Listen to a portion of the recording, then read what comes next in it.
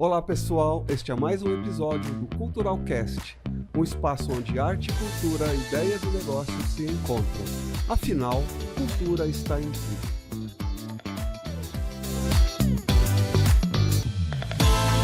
E antes de iniciarmos a nossa entrevista de hoje, eu quero agradecer aos nossos parceiros. Gil Village, elegância e estilo para cada modelo, vestindo homens e mulheres. Aliás, vestem a minha bela partner. Eu amo a 24/7 e tantas marcas que eles têm, né? A John Modas, que eles, enfim, encantam as mulheres. E é claro, o Goiabeira Shopping, o nosso grande apoiador. Aliás, o nosso estúdio fica aqui no Goiabeira Shopping, no primeiro piso, no palco Cultural Goiabeiras. Vocês todos são convidados a visitá-los, tá bom? E hoje nós temos uma entrevista especial, mas antes eu quero pedir a vocês que nos sigam, assistam, curtam e compartilhem no YouTube, Spotify e Instagram, @culturalcast, um podcast de cultura. Lembrando que cultural é com 2 L's. Olá, bem-vindos ao Cultural Cast. Eu sou Maria Ercília. E eu sou Kelson Panosso, e juntos temos mais de 40 anos dedicados à arte e à cultura em Mato Grosso. Tudo bem, amor? Tudo bem, amor. Por falar em elegância, hein? Você apresenta. Hoje eu tô elegante? Você tá elegante? Ou a nossa convidada é elegante? Nossa convidada é uma figura brilhante, muito linda. Olha só, gente, a nossa convidada nasceu em uma família tradicional do agronegócio. Administrou empresas durante décadas, estudou pedagogia, fotografia, história da arte, história da moda, gastronomia, arte e terapia e hoje dedica sua vida ao desenvolvimento emocional de mulheres por meio do Espaço 8. Nossa, fiquei cansado só de qualificá-la.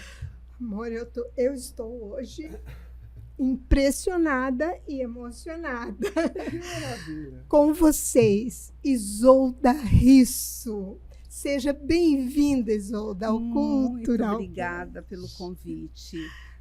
Muita gratidão, satisfação esse convite para mim. Nesse momento, né, que eu estou começando um novo projeto, Olha que maravilha. Espaço 8. Muito obrigada, vocês são muito gentis. Muito obrigado.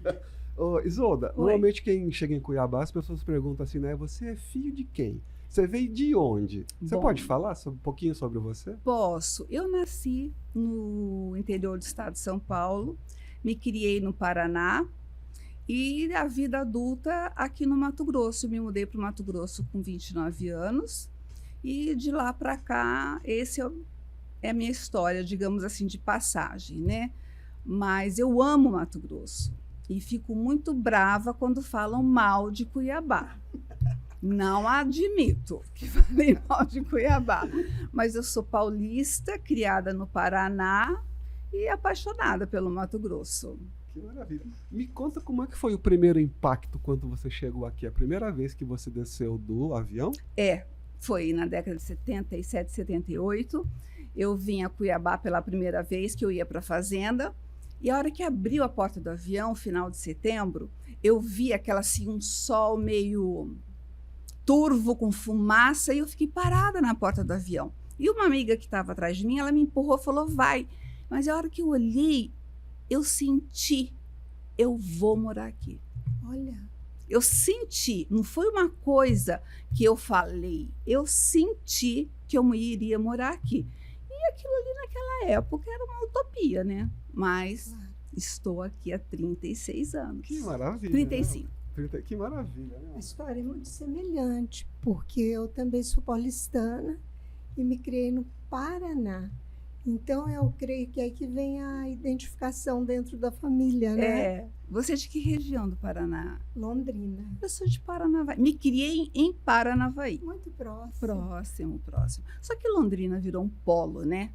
Paranavaí continua mais interiorana. Claro. Né? Enfim. Amor, olha, quem acompanha as suas redes sociais encontra uma mulher ligada à arte, filosofia, gastronomia, fotografia e principalmente autoconhecimento. Sim. Mas pouca gente imagina que durante décadas você administrou empresas do agronegócio. E estacionamento.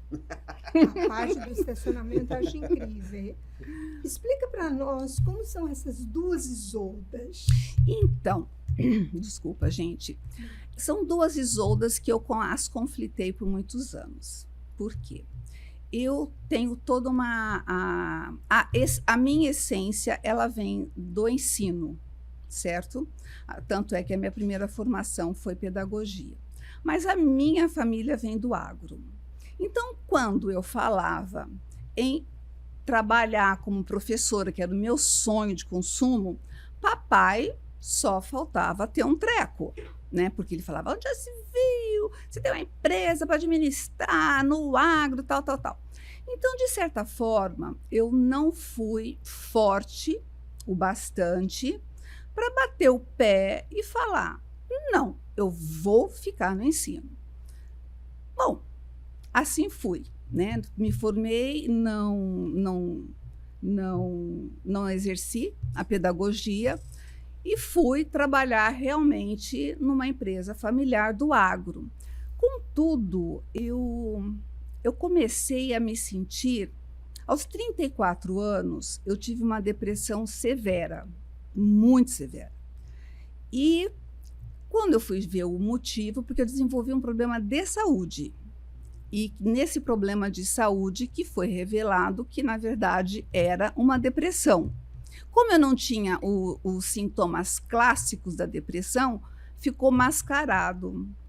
E, enfim, o que aconteceu? Do gastro, eu fui para o psiquiatra, tive uma resistência enorme. Com medicamento? Não com psiquiatra, porque eu falava. Deu medicamento? Deu medicamento e o psiquiatra me mandou para o psicólogo. E nesse processo de terapia, eu descobri que a depressão, o fundo da depressão era uma frustração profissional muito grande, porque eu administrava um agro, mas a minha essência era outra. Então, eu sempre falo assim, eu sempre morei em belas casas, meu corpo, sim, mas a minha alma morava no puxadinho. Você entendeu? Eu entendo. Sempre eu entendo foi isso. Então eu falo isso, meu corpo morava numa casa.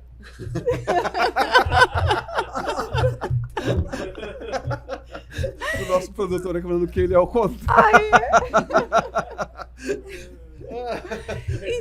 Então, Estúdio 8, é só para mulher. Espaço 8. Né? Espaço 8 é o dom. A partir dessa constatação, como eu ficava na área administrativa, aí eu comecei a buscar as formações que realmente dizia a minha alma. Primeira coisa que eu fui fazer foi fotografia. Fui na escola São Paulo. E aí foi um caminhar. Da fotografia, eu fui para a história da arte, na FAP, fui para a história da moda, e aí eu fui para a filosofia. Então, assim, eu vivia numa ponte aérea entre Tangará da Serra, Cuiabá e São Paulo. Desculpa, isso que eu ia te perguntar. Como é que você conseguiu equilibrar isso tudo? Você largou algum negócio ou não? Não. Você... Eu equilibrava. Eu tinha meus filhos pequenos, um casal. Claro, eu tinha uma estrutura para cuidar das crianças quando eu ficava fora e tinha uma estrutura também que me cobria na parte administrativa. E eu falo que eu equilibrei pratos a vida inteira. De vez em quando, um prato ou outro ia para o chão. Claro. Não tinha como, normal, né? Ia um prato ou outro, um prato ou outro ia para o chão. E eu me programei que aos 45, 46 anos, eu iria sair da frente do agro e iria me dedicar só às questões da cultura. Chegou 45, 46, não aconteceu. Depois, aos 48, e eu sempre equilibrando pratos, veio o meu divórcio. Com o meu divórcio, eu tive que baixar a bola, botar a bota e ir para a fazenda, porque até então Na época, eu ficava no administrativo e o meu ex-marido no operacional. Então, fui para o operacional e assim eu passei algum tempo. Mas eu passei uns 2, 3 anos afastada das minhas questões culturais, mas eu sempre promovi aqui em Cuiabá, interrompendo o café filosófico no Museu Histórico. Sempre apoiei a questão das artes. Então, eu nunca fiquei fora totalmente. Fui para a Casa do Saber, em São Paulo. Estudei com todos aqueles mestres, Karnal, Cortella, o Clovis. Mas é sempre assim, ping-pong. Um pouco lá e um pouco cá, um pouco lá e um pouco cá. Até que, aos 58 anos, eu tive mais um problema de saúde, mas dessa vez não foi depressão. Eu tive 2 apagões. Eu saí do escritório, um percurso de 20 anos, parei num sinal. Sabe aqueles filmes Sim. que você cai num planeta, que você não sabe o que que é? Eu olhava para um lado, olhava para o outro, e eu pensava, gente, de onde eu venho? Onde eu estou e para onde eu vou? Eu não sabia. Aí começaram as buzinas, o primeiro lugar que eu estacionei, eu fiquei. Não sei dizer se eu fiquei 1 minuto ou 1 hora, não tenho. Eu voltei, porque tocou meu celular, a hora que eu peguei era o rosto do meu filho. Era o meu filho, a hora que eu olhei meu filho, tchum! Conversei com ele e eu estava colhendo cana, gente. Eu não tinha tempo para pensar em outra coisa, né? Embora eu tivesse uma boa equipe, é a gente que tem que estar à frente. Era bem numa época de colheita. Aí eu fui para casa.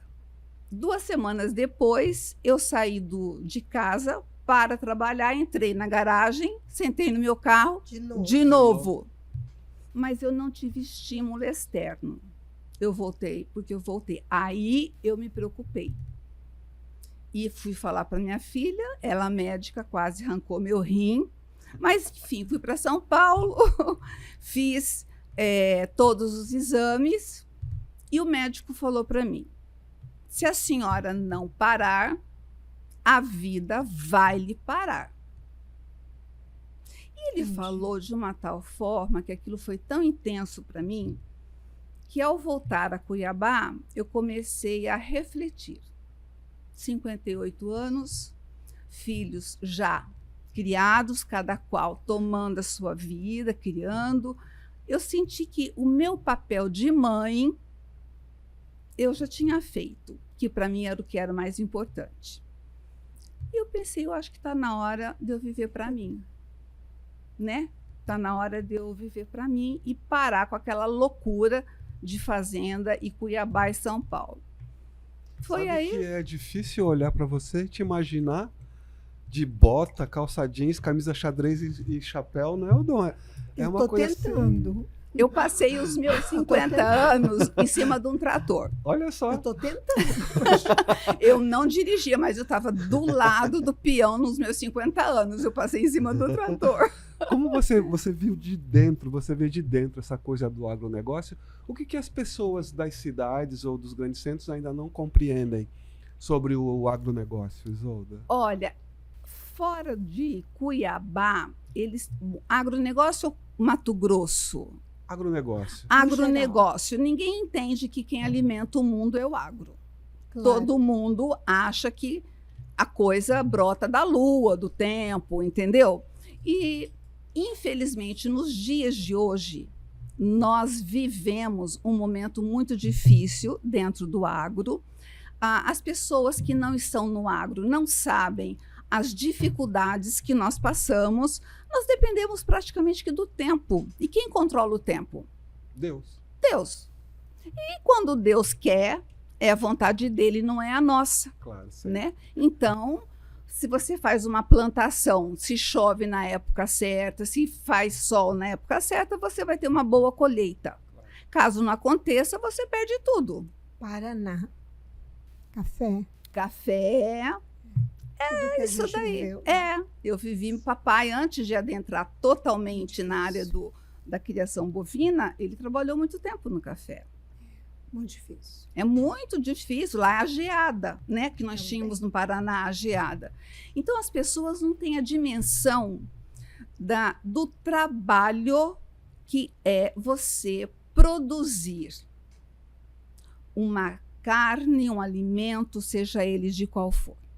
Quem mora na cidade, eu suponho que vai no supermercado, olha ali o tomate, é um tomate, acabou. Não sabe o que vem por trás. Vamos colocar aqui, quem os vê no YouTube, na televisão, não acha tudo perfeito? Sim. Mas vocês conhecem os bastidores. Para que tenha esta excelência, eu tenho certeza de que todos vocês trabalham muito. Muito, não é? E não é esse mar de rosas que as pessoas imaginam. as pessoas imaginam, não é? Então, assim, é a falta de consciência, de saber. Hoje, Mato Grosso, não mais. Mas até 20 anos atrás, eu escutava, achava assim, tem jacaré na rua, tem isso, tem aquilo. Enfim, é a ignorância falta do saber. Não é a ignorância como Me ensino. lembra o Xisto. Nós tivemos um entrevistado aqui, que é o Xisto, e ele fala até que o agronegócio do Mato Grosso é muito penalizado, né? Eles são perseguidos por causa Hoje, das principalmente. Questões ambientais, né? Questões ambientais. E nós somos o estado que mais conservamos as questões ambientais. Olha só. É por falta de conhecimento. Informação. As nossas nascentes, elas têm 30 metros de cada lado de preservação. Então, não é essa história que as pessoas falam. Deverá ter algum produtor que descumpre? Pode ser que tenha, né? Mas a grande maioria não. E as pessoas não conseguem entender isso. Difícil, né? Vou continuar aqui, amor. Nesse ambiente masculino, assim, todo mundo de bota e chapéu, você algumas vezes sofreu discriminação ou precisou provar sua competência? Nada. Nunca tive discriminação, porque eu nasci no agro. Com 7 anos de idade, o meu pai me levou pela primeira vez para uma sala de abater. Fui para um frigorífico. Nossa. Eu me recordo na época que a mamãe falou assim, você tá maluco, levar uma criança para ver um abate? E ele falava assim, ela tem que conhecer o que é dela desde cedo. Então, eu vivi esse mundo de uma forma natural, nunca tive discriminação nenhuma, nunca tive nenhum tipo de assédio. Eu não posso reclamar disso, de verdade, dentro do agro. Não sei se é porque Sempre foi respeitada. Sempre. Se deu o respeito. Eu acredito que sim. Eu acredito que sim, porque independente da sua posição, se você não se dá o respeito, se você está no agro, ou você está na arte, ou qualquer outra que seja, né? Eu acho que a mulher tem que se dar o respeito. Essa pergunta aqui é importante, amor, da nossa produção. Olha só, você criou filhos, administrou empresas, estudou continuamente, conseguiu se reinventar várias vezes. Reinventar-se, eu não sei se é bem a palavra. Eu acho que eu estou me reinventando de fato agora. Entendi. Porque antes era uma história que vinha emendando na outra.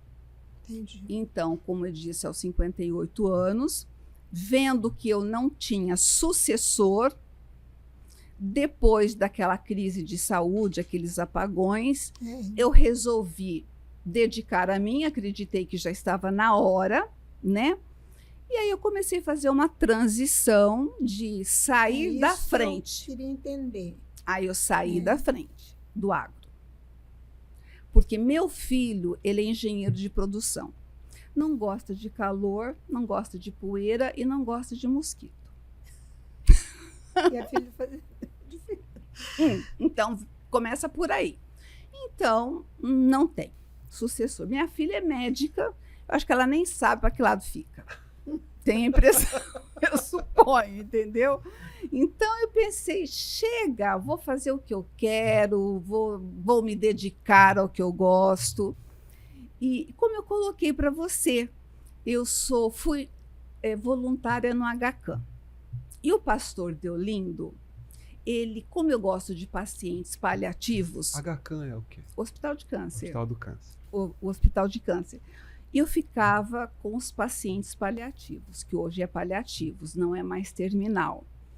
E ele me falou assim, Isolda, por que você não faz um curso com a doutora Ana Cláudia Arantes, que foi uma das médicas que implantou praticamente o paliativismo no Brasil? Eu fui fazer, para poder ser uma voluntária mais qualificada, né? E nesse processo, em um dos cursos que eu fiz com ela, ela bateu muito no envelhecer bem.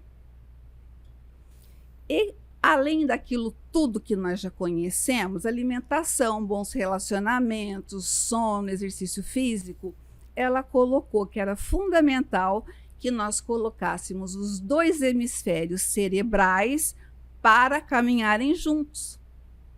E isso ajudaria a flexibilidade intelectual, nos ampliaria os horizontes, e isso é feito a partir do quê? De um desafio. O que seria este desafio? Você entrar em contato com algo que você nunca fez da sua vida. Olha a dica. Então, no meu grupo, um foi falar a segunda língua, a terceira, outro foi fazer luta. Eu sei que cada um rumou para um canto. E eu pensava, meu Deus, o que eu vou fazer? Que eu nunca tive afinidade. Claro. Numa noite insone, catei o computador na minha cama e entrei no site da Unite. Tá? Chegou em gastronomia. Falei, tá aí. Vou fazer gastronomia. Gente do céu, me formei agora em fevereiro em gastronomia. Fiz todo o processo da gastronomia por um processo realmente, por um objetivo de desenvolvimento pessoal e fazer os meus 2 hemisférios, porque convenhamos que eu não sou mais nenhuma criança, né? Então, vamos envelhecer bem. O meu propósito foi esse. E junto, eu fui, como eu já tinha feito história da arte, eu fui fazer arte terapia. Aí eu me encantei de vez. Olha. Eu me encantei. Interessante, né, amor? Eu fui fazer arte terapia, eu me encantei completamente pela arte terapia. E eu tinha receio de encarar. Porque eu pensava assim, eu vou mudar a minha vida, eu vou engessar a minha agenda se eu entrar num projeto novo. Eu estou muito interessada nessa agenda, como você consegue? Porque eu queria uma agenda mais livre, eu queria poder viajar mais, não ter uma coisa mais, né? Tão engessada. Tão engessada. E eu sei que eu fiquei, não vou, fiquei naquele balanço. Eu tinha muito receio da minha exposição. Eu sempre fui uma pessoa muito reservada. Aí eu teria que dar literalmente a minha cara a tapa. Com certeza. Eu ia ter que lidar com a crítica, o que o outro vai pensar, o que o outro não vai pensar. Gente, eu falo que é verdade. Eu passei por esse processo. 64 anos, começar do zero um trabalho. Bom, aí um dia eu me projetei lá para 75, 70, quiçá 80. Olhar para trás e me perguntar por que eu não tentei, a coisa não ia rolar. Claro. As coisas não... O passado a gente não tem como mudar. Não tem. Então, aí eu resolvi... Aí eu fui para Carol Vilela fazer branding, aí eu fui fazer oratória, porque a Carol me direciona, vai fazer oratória, vai fazer fono, vai fazer isso, vai fazer aquilo, e eu faço. E aí nasceu... Excelente aluna. Totalmente aluna. Aí nasceu o Espaço 8, que é um estúdio dedicado ao desenvolvimento humano, a mulheres 40 a mais, palestras, pequenas palestras, porque a arte terapia, você trabalha com grupos pequenos. Não dá para trabalhar com grupos maiores, porque você não tem qualidade. Porque nós, enquanto qualificadores, ali acompanhantes, você tem que ter uma atenção muito grande em quem está ali. Cada ser é um ser. É um ser, você tem que prestar atenção. E quando as pessoas falam em arte e terapia, acha que é ir lá pintar, acha que é ir lá bordar, fazer crochê. E, na verdade, é uma terapia profunda, só que utiliza a arte. Então, como que você... Através da arte. Então, como que você vai montar um grupo grande se você não consegue estar atenta às emoções que vêm mesmo, que aparecem no grupo, as pessoas no compartilhamento. Então, eu optei por um estúdio de 15 pessoas, né? Mas a gente faz encontros, faz cafés, bate-papo. Tá aí o estúdio Espaço 8 que nasceu. Por que Espaço 8? Bom, o 8 é o meu número na numerologia. Entendi. E o espaço, ele tanto pode ser limitado como o infinito, assim como a arte. Uhum. Assim Para como o 8. O 8. O infinito, a arte, qual é o lugar da arte? É o infinito. Então, por isso que eu coloquei Espaço 8. Bacana. E quais tipos de arte você desenvolve? Música, pintura? Não, eu não desenvolvo, dependendo da Quais necessidade. atividades? Atividades, né? Dependendo do grupo, do tema, por exemplo, nós podemos desenvolver colagem, pintura, escrita criativa, dança, tricô, crochê, depende do tema a ser trabalhado. Entendi. Por exemplo, nós temos a jornada, o reencontro. São 4 semanas, uma vez por semana. Você faz... Por que é o reencontro? Consigo mesmo? Consigo mesmo. Então, é um projeto, é uma proposta que, onde eu estou, o primeiro módulo, eu estou aqui. A gente faz toda uma identificação e usamos as dinâmicas necessárias para você conseguir visualizar-se. Onde estou? Aí entra colagem, entra pintura, entra desenho. E eu quero deixar uma coisa muito clara aqui. A arte-terapia não tem certo e não tem errado. Não tem bonito, assim como não tem feio. Nós não estamos ali para avaliar a beleza, o que é a expressão do seu inconsciente. Porque muitas vezes a pessoa conscientemente ela não tem noção do que ela está sentindo e aí o inconsciente vem. Então, assim, não tem esse conceito, eu não sei pintar, não sei bordar. Mas não é para isso, entendeu? Então, a jornada, ela é onde estou, o primeiro módulo. Depois, o segundo módulo, o que me trouxe aqui? O que te trouxe até aqui? Qual foi a sua história? Qual foi a sua família? Como que você foi educada?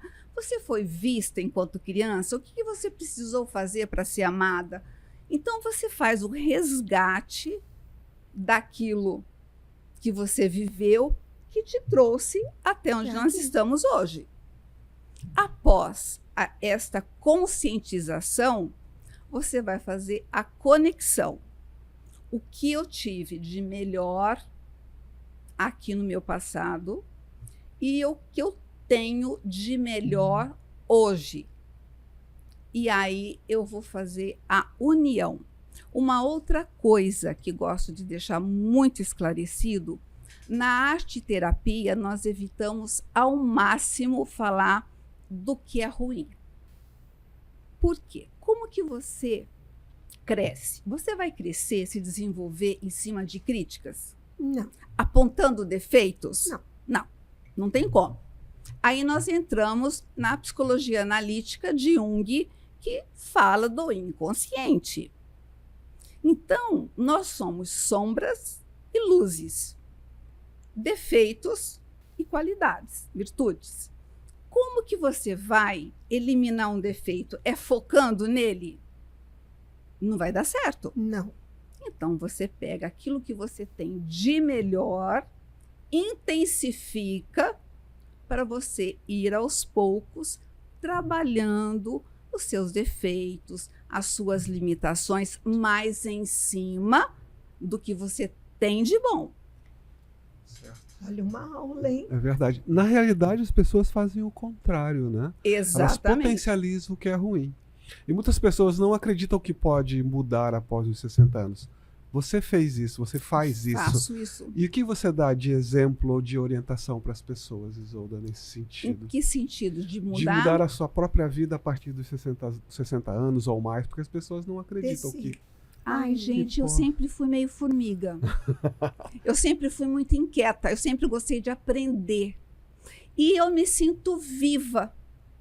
Sabe? Eu acho assim, por exemplo, quando eu voltei para a faculdade para fazer gastronomia, primeiro eu levei um choque. Primeiro dia de aula, 40 anos fora de uma sala de aula de faculdade, você chega, uma turma que começava com 18 e até 29, e eu cheguei com 62. A hora que eu olhei assim, eu já assustei a forma como os jovens se vestiam. Claro. Cheio de dedo, aquele shortão, regata, não estava nem aí. Eu falei, meu Deus do céu! Meu Deus, o que é isso? A forma como tratavam os professores. Não tinham, pelo Não menos, tem. não tem o mínimo sentido de hierarquia e de respeito, educação. Então, eu levei um choque. Por outro lado, no decorrer desses 2 anos, eu tive um rejuvenescimento com essa troca. Eu virei a véia da sala, porque eles me chamavam, ô véia, não sei o quê, véia daqui, véia dali.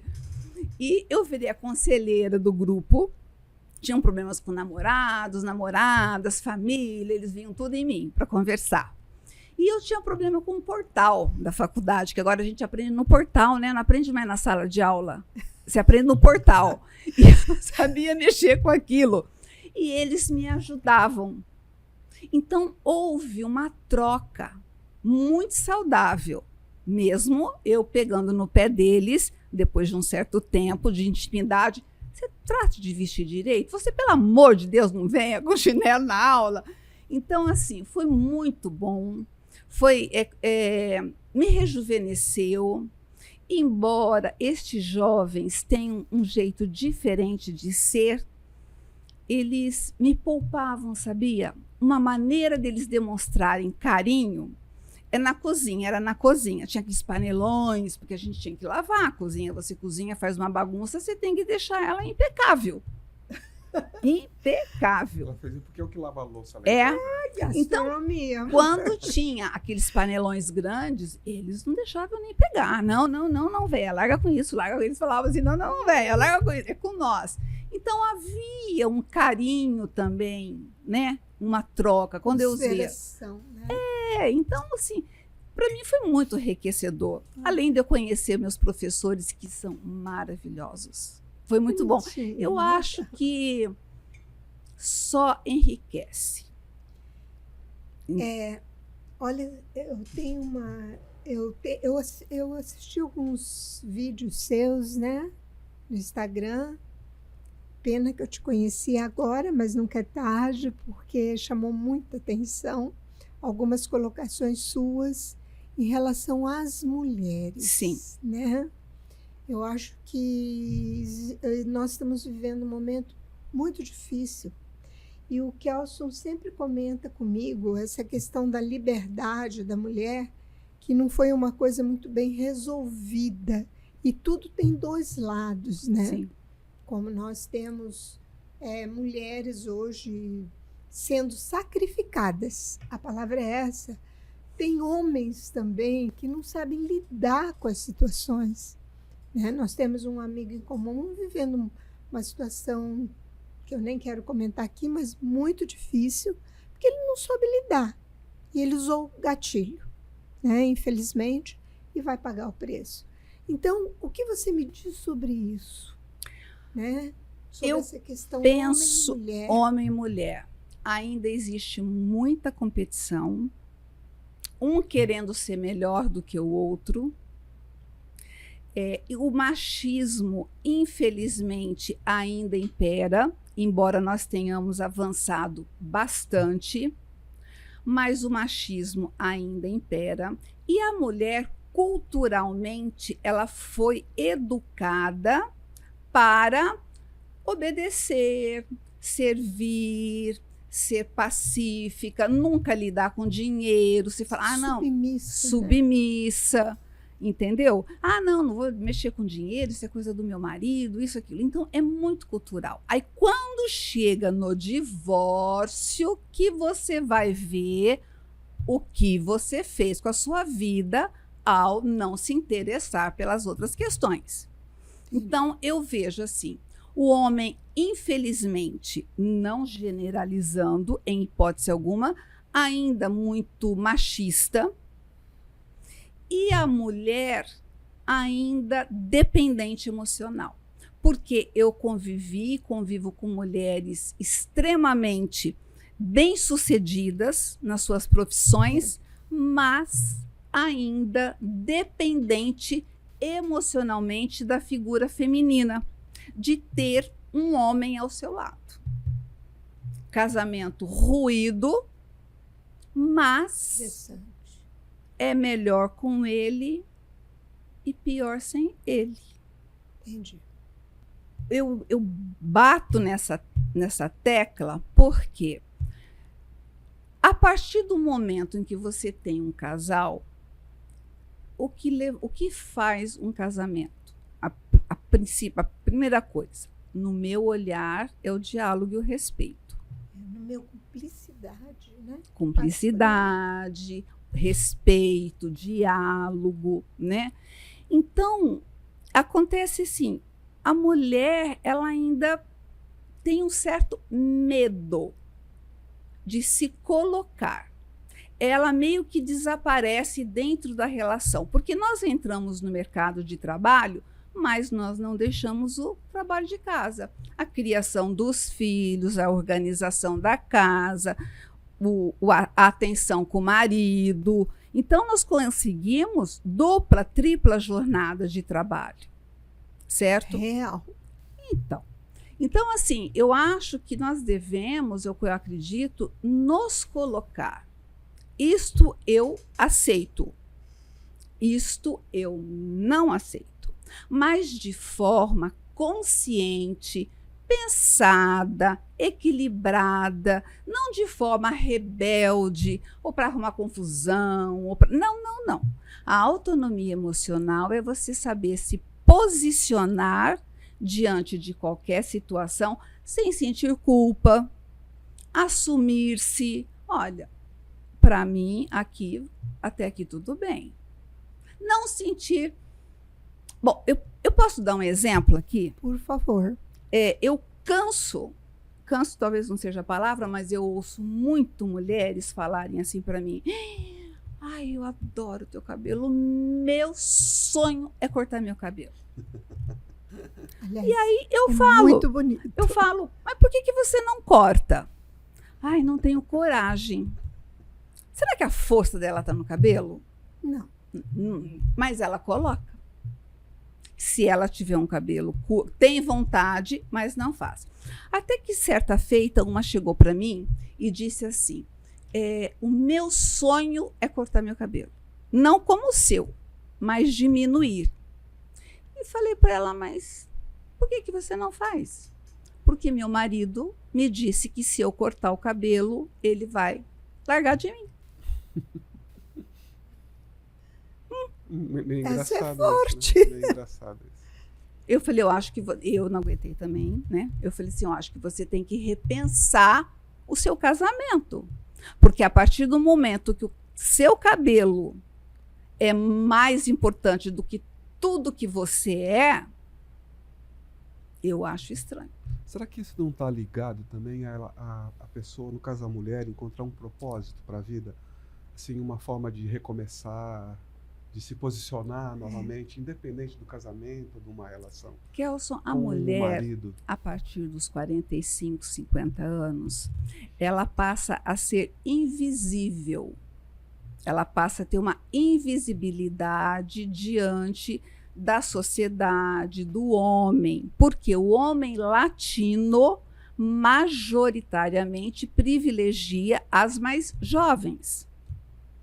Então ela vive com muito medo de perder o marido. Como é que eu vou arrumar outro?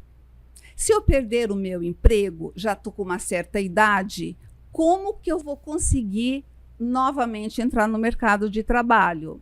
O meu corpo já não é o mesmo, certo? Porque vai mudando, você não tem como mudar a lei da gravidade. Chega a menopausa e junto, você somando tudo isso, traz um processo de insegurança muito grande para a mulher. Se ela não tiver músculo emocional, ela acaba se submetendo.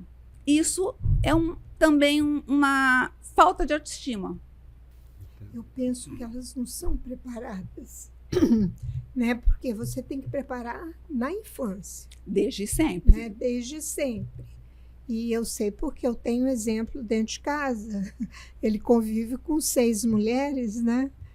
E a gente percebe, elas são muito diferentes e vai da criação. As mães são diferentes, né? São 2 filhas e a forma como elas criam são diferentes. Então, a libriana já tem mais problema com as crianças, porque ela é muito forte, entende? E a outra já é mais tranquila. Então, eu penso que a coisa passa pela educação, até porque eu as criei diferente. Mas Você- eu não vou defender os homens aqui, mas eu creio que tanto Você homens falou quanto grosso. mulheres tenham problemas. E como que eles vão poder, que ferramentas, que instrumentos eles podem encontrar para se Tem. reerguer, um novo propósito, se No transformar relacionamento, fora do relacionamento, após o relacionamento, ou até mesmo no relacionamento? bom, primeiro no relacionamento, eu vejo que nós devemos olhar novamente mais as qualidades do outro do que as deficiências. Que não ocorre. É difícil, porque Na você briga. fica só exaltando a qualidade e você esquece todo o mais. Começa por aí, dentro de um relacionamento. Segundo, fora do casamento, uma pessoa já 40, 50 a mais, ela tem, como eu disse, essa sensação de que é fim de linha, que ela não tem, a mulher, ela passa a ter invisibilidade, ao contrário do homem, né? Que o homem mais maduro, mais bonito, tal. A mulher não. Como eu disse, o homem latino, ele não enxerga a mulher mais madura com os mesmos olhos que ele enxerga uma menina. Isso a Europa. A Europa, o homem europeu, ele vê a mulher madura da mesma forma como uma jovem. É cultural. É cultural, traz isso daí, sabe? Então, essa cultura ainda traz muita fragilidade para a mulher madura. Entendo. Agora, eu fui criada no mundo masculino. Meu pai, desde muito cedo, sempre falou assim para mim: jamais dependa de um homem. Você tem que ser dona da sua vida. E sempre me levou para isso, embora que eu tenha 2 irmãos também. Então, o meu universo sempre foi masculino. Tive uma educação, né, nesse sentido. E acho que juntando a minha personalidade também. Libriana. Você acha? Ai, conheço mulheres librianas na família. São No início da fortes. nossa conversa, você falou que você morava numa casa linda, mas seu espírito estava no puxadinho. Então, seguindo essa linha, o sucesso pode ser uma prisão E quantas pessoas aparentemente bem-sucedidas vivem, na verdade, uma vida que nunca escolheram? A grande maioria. A grande maioria vive em palácios. A cadeia serve para o puxadinho como para o palácio. A cadeia não distingue ninguém. Aqui, né? É aqui. A cadeia, as grades, ela não distingue classe social, assim como a saúde, a doença também não distingue, né? Essa prisão, como é que eu posso falar de forma sem ofender ou de forma que não me... Natural, como é? É muito comum nós vermos ainda conveniência nos relacionamentos. Você me entende? Fato. Muita conveniência. Fato. O cartão dele me banca, então tá tudo certo. Ela vive numa prisão ou não? Claro. No meu olhar, é uma prisão. Claro. Vamos trazer isso para o homem? Eu tenho uma mulher que tem toda uma estrutura para mim e tenho alguém fora que me satisfaz, que me dá. Então, tem de tudo. É uma questão de maturidade. Eu vejo isso com um olhar maduro. Bato muito em cima na questão cultural, diálogo. E se amar, principalmente.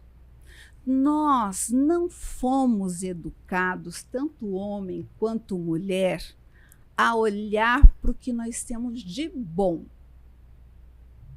Eu sou uma delas. Papai era muito rígido e ele sempre procurou enfatizar aquilo que eu precisava melhorar.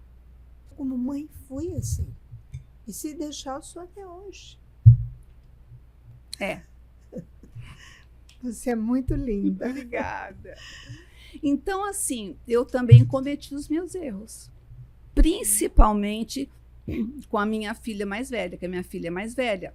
Eu fui muito exigente com ela. E ela fala isso para mim, até hoje. Você cobrou muito de mim. Diferentemente do meu irmão. Por quê? Porque meu filho, desde os 8 meses, apresentou uma saúde frágil. Então, eu tratava ele, eu pegava mais leve com ele, pela essa questão da fragilidade da saúde. Mas eu peguei mais pesado com ela. Hoje eu me desculpo, muitas vezes eu já me pedi desculpas para ela, porque na ocasião era o que eu sabia. Nenhuma mãe erra porque quer errar. É o que a gente sabe, nós somos o que é possível ser. Essa questão do 100%, hoje você vive um imediatismo tão grande, você tem que ser 100% como profissional, como mãe, como amante, como isso, como 100%. A hora que você falha numa área dessas, você já se sente menor. Exatamente. Tá? E você ainda tem que ter um corpo malhadíssimo, ser boa de cama e estar disposta a tudo a toda hora, né? Então, essa pessoa não existe. Nós somos aquilo que é possível ser.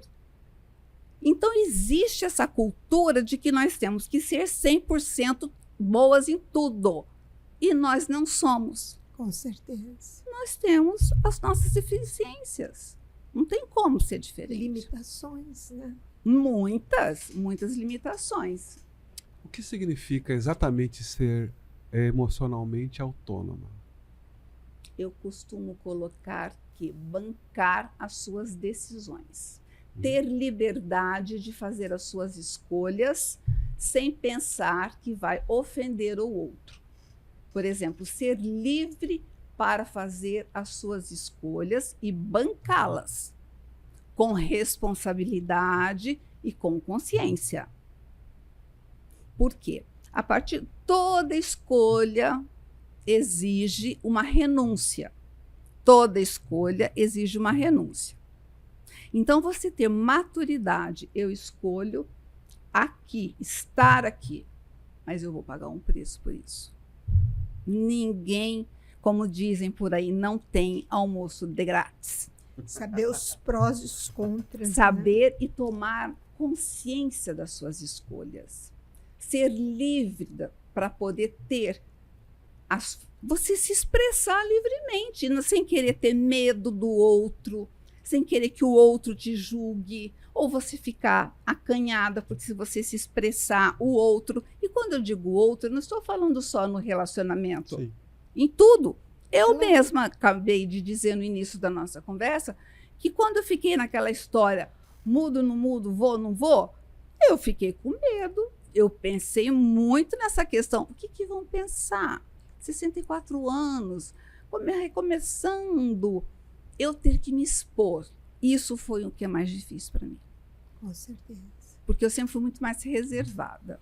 E aí eu ter que ir para uma rede social e falar no microfone, gravar um vídeo, isso para mim, ai, gente do céu. E, aliás, está muito bem. Autonomia emocional depende de autonomia financeira? De jeito nenhum. Não? Tanto é que, como eu relatei, eu conheço inúmeras mulheres financeiramente bem posicionadas, mas dependentes da aprovação alheia. Será que o meu corpo está bom? Será que meu marido vai gostar de mim? Será que o que ele vai pensar assim? Não tem nada a ver. Financeiramente, autonomia emocional não tem nada a ver com financeiro, não. É estrutura psicológica e que você não nasce, você constrói. Ninguém nasce, como Simone de Beauvoir fala, nós não nascemos mulher, nós nos tornamos mulher. Uma mulher autônoma emocionalmente, ela se constrói ao longo da vida. É isso aí. É uma construção permanente.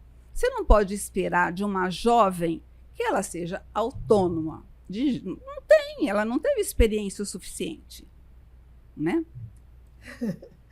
É um assunto meio complicado. Você se acha vamos... feminista? De jeito nenhum. Não? Não esse feminismo que a gente se vê. Eu sou a favor da igualdade do homem e a mulher. Contudo, eu penso assim, há características masculinas que a mulher jamais terá. E há características femininas que o homem também não as terá. Então, eu acho assim, um pouco de falta de cognição ficarem competindo. Por que eu não pego o melhor de você, como homem, do melhor que ela tem como mulher, e se unem? Então, eu não sou feminista de jeito nenhum. Não esse feminismo que a gente vê aí, sabe? Ativismo político, vamos falar. Não, de jeito nenhum. Eu acho, assim, que o homem tem características maravilhosas, assim como a mulher também. Só que se pegam pelos defeitos e não pelas qualidades. Verdade. Me surge uma pergunta agora. Eu sei que você se relaciona com várias mulheres, inclusive na política. Isolda, você acha que você pensa que o Mato Grosso está vivendo um momento político bom, bacana? Eu acho que o mundo está difícil. Eu não vou nem dizer o Mato Grosso. Na política, eu procuro me envolver o mínimo possível. Eu não me envolvo muito. Já me envolvi, gosto, mas eu vejo que essa dualidade todo mundo perde. Eu não posso te responder, porque no momento eu não me envolvo, eu procuro não me envolver, ficar neutra no que se refere à política. Não. Agora, no que se relaciona à política do Brasil e no mundo, a coisa está virada, gente. Eu, particularmente, eu vejo coisas hoje que eu sinto vergonha alheia. São difíceis da gente E não- assimilar, né? Claramente. Eu tenho dificuldade. A gente tem aqui no Goiabeiras uma das melhores academias do Brasil. E é natural, né? Todo mundo precisa se exercitar, Claro. os jovens principalmente se cuidam muito, a nossa idade também precisa. Fundamental. E você acha que hoje as pessoas cuidam mais do físico e deixam a saúde emocional Total, isso foi sempre. para Nós, lá? na antiga Grécia, tá? Nós tínhamos uma cultura do pensamento, porque tanto é que toda a filosofia veio de lá, tá? Com o passar dos séculos, dos milênios, a coisa foi ficando cada vez mais rasa, intelectualmente falando. E hoje nós vivemos um mundo de vitrines. Nós vivemos um mundo de chat GTP, nós vivemos um mundo de Instagram. Claro. Então, assim, os dois precisam caminhar juntos. Olha, eu posso falar por mim. Eu dei uma emburrecida depois. Não, é verdade. Eu dei uma emburrecida depois que eu passei a usar o computador da forma como eu uso. Eu lia muito mais. Eu tive muita resistência em usar o computador, porque eu sempre escrevia à mão. Até hoje, eu desenvolvo meu raciocínio primeiro no papel para depois levar para o computador. Mas o meu vocabulário empobreceu, o meu cognitivo, a minha rapidez, vamos dizer assim, também eu estou mais lerda, estou mais lenta, e eu estou fazendo o caminho inverso novamente. Eu estou voltando para o meu papel, para o meu Eu caderno, gosto muito. escrevo, desenvolvo todo o meu raciocínio no caderno para depois levar para o computador. Então, eu acho assim que está sendo mais valorizado a aparência do que a essência. O homem, se você pegar, historicamente falando, nós evoluímos muito no que se refere à ciência e à tecnologia. Mas nós evoluímos na mesma proporção na moral? Não. Muito pelo contrário. Moralmente, não. Eticamente, também não.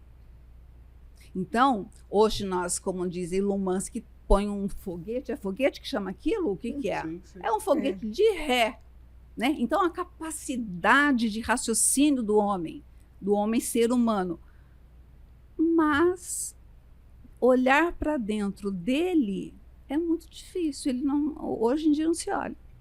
Pois é. E tem uma coisa, sabe, quando a gente começa um papo bom, ele passa muito Tá rápido. pensando nisso, que já E já aí ia a vir gente chamadinha. infelizmente precisa. Eu penso que vai ter que ter um segundo episódio Será um da prazer. Isolda. Nós temos duas perguntinhas ainda para vocês, Oda. Eu vou fazer a penúltima, mas antes eu quero agradecer aos nossos parceiros, Geo Village e ao Goiabeiras Shopping. Não esqueçam, venham visitar nosso estúdio aqui no Goiabeiras, no piso 1, no Palco Cultural Goiabeiras. E também nos assistam, curtam e compartilhem no YouTube, Spotify e Instagram, @culturalcast, um podcast de cultura, né, amor? Lembrando que cultural é com Dois L's. Isolda, eu vou fazer a penúltima pergunta para você. Você acredita que arte, filosofia e cultura podem transformar vidas? Com E certeza. qual foi o papel deles na sua própria história? Na minha própria história, eu comecei aos 14 anos. Eu não sei como que aconteceu de República cair nas minhas mãos. Não sei, gente, eu realmente não sei. Quando eu li República e me deparei com aquela frase de Sócrates, conheça-te a ti mesmo e conhecerás os deuses do universo, aquilo para mim virou um mantra. Então, a partir dali, eu sempre busquei isso para a minha vida, me conhecer. Bom, se Sócrates falou isso na minha cabeça lá dos 14 anos, é porque deve ser uma coisa muito boa. E é verdade. A partir do momento em que nós nos conhecemos, a coisa flui. A arte é a expressão. Ela tanto pode expressar o que é de lindo quanto os conflitos. Com Também é certeza. uma forma de você se comunicar. E a filosofia, bom, eu sou suspeita em falar. A filosofia, para mim, é a mãe do pensamento, começa tudo ali. Tanto é que eu estou namorando a ideia de fazer filosofia o ano que vem. Eu estudei um pouquinho de filosofia e o professor falava que filosofia é a arte do homem tentar entender um palmo diante do nariz. E olhe lá se nós entendermos. É Olhe lá. complexo. É complexo. Enfim, precisamos ir para a última pergunta. Antes disso, nós queremos te dar uma lembrancinha do cultural. Que lindo! E sabe o que eu gostaria de fazer? Agora eu vou fazer uma pergunta. Que lindo! O 2Ls, os 2Ls veio de onde? De tudo. Cultural. Cultura é tudo. Exatamente. Está em tudo. Ai, que maravilha. Infelizmente, no nosso país, eles ainda temem em nos emburrecer. Né? É triste, Mas mas a gente é verdade. resiste. Tem que resistir. Para isso que existem os podcasts. Exatamente. Eu acho que O temos que Espaço resistir. 8, O Espaço 8, o que é um Balé local... Caroline. Exatamente. por aí. Vai. Ai, gente, que linda. Com certeza vai ficar na minha mesa e eu vou usá-la muito. Obrigada. Bom, bom. Bom, a última pergunta. Pois não. Isolda, o que é cultura para você? Liberdade. Eu tenho uma frase que eu cunhei que o conhecimento liberta, a arte ilumina e a consciência transforma. Que lindo! Isso, para mim, é cultura. A partir do momento que você tem conhecimento, você se liberta. A arte nos ilumina. Seja ela... Eu tenho uma afinidade muito grande com a música e a consciência nos transforma. A partir do momento, porque muitas vezes nós estamos em estado de sono, que nós chamamos de consciência em estado de sono. Ela ainda não se despertou para si mesma. Interessante, muito lindo. Olha só, você é uma mulher muito bonita, Muito sabia? obrigada. Muito especial, né, amor? Muito. Muito bom conversar com você. Eu que agradeço. E o nosso desejo é que você tenha muito sucesso nessa sua nova caminhada com o Espaço 8, né, amor? Sim. Eldon, você já tem uma vaga lá para desenvolver suas habilidades emocionais. Mas indiferente, independente, lá tem café, tem bolachinha. Ó, ainda não entrou o charuto e o vinho, mas vai entrar também. Em breve entra o charuto e o Hoje, vinho. amor, o nosso estúdio também está mais iluminado. Isolda trouxe vinho, orquídea, que eu amo.